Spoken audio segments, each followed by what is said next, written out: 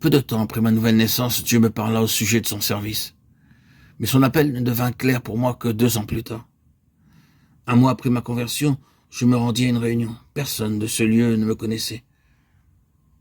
Après la rencontre, je me tins à l'extérieur de l'édifice en parfait étranger. Un grand monsieur s'approcha de moi et me demanda « Pourquoi n'allez-vous pas en Inde y prêcher l'évangile ?» Je lui répondis « Monsieur, je suis ingénieur. J'ai consacré de nombreuses années à des études d'ingénieur. En plus de cela, je bégaye et pour comble de malheur, je suis timide. Comment une telle personne peut-elle devenir un prédicateur ?» Il n'ajouta rien, mais ces paroles « Pourquoi ne renoncez-vous pas à la carrière d'ingénieur pour aller prêcher l'évangile en Inde ?» continuèrent à résonner dans mon esprit. Témoigne ici, frère Bagsing. Après être né de nouveau, nous avons tous le désir de servir le Seigneur.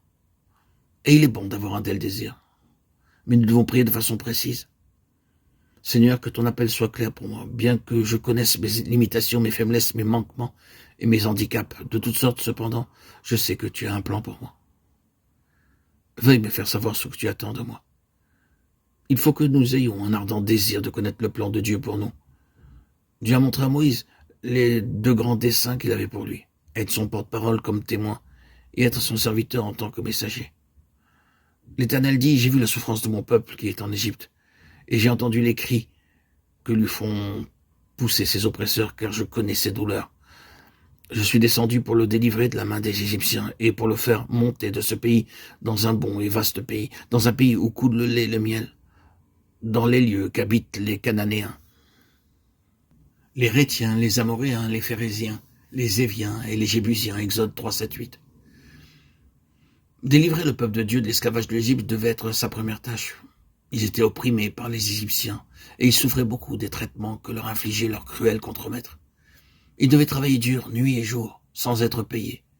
Dieu vit l'affliction de son peuple, il vit la façon dont ils étaient opprimés et maltraités par les Égyptiens.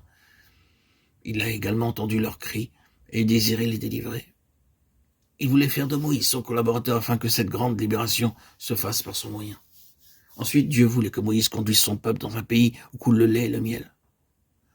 Bien que Dieu ne nous appelle pas comme il a appelé Moïse pour une tâche extrêmement importante, cependant, il nous appelle tous pour une tâche particulière. Quel que soit le travail qu'il nous donne, celui-ci est également précieux à ses yeux. Chacun d'entre nous trouve sa tâche très difficile, comme une montagne énorme, selon l'appréciation de Zorobabel. Si vous voulez grandir spirituellement, vous devez être prêt à entendre son appel et à lui obéir.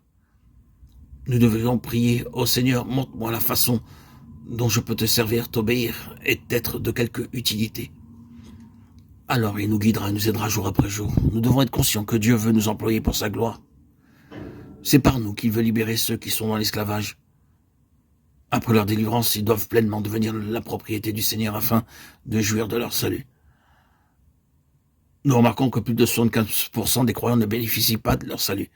Ils mènent une existence tout à fait ordinaire, ils ne peuvent pas comprendre les vérités plus profondes du salut et les intentions de Dieu pour eux. Nous pouvons aider de tels gens par l'amour et la communion fraternelle. Lorsque Dieu dit à Moïse d'être le grand libérateur de son peuple, celui-ci répondit à Dieu, « Qui suis-je pour aller vers Pharaon et pour faire sortir d'Égypte les enfants d'Israël » Exode 3, 11. Moïse connaissait ses faiblesses, ses manquements, ses faillites et ses limitations. Aussi se demanda-t-il comment un homme tel que lui pouvait être utile à Dieu. C'est en connaissant notre néant que nous devenons plus utiles à son service.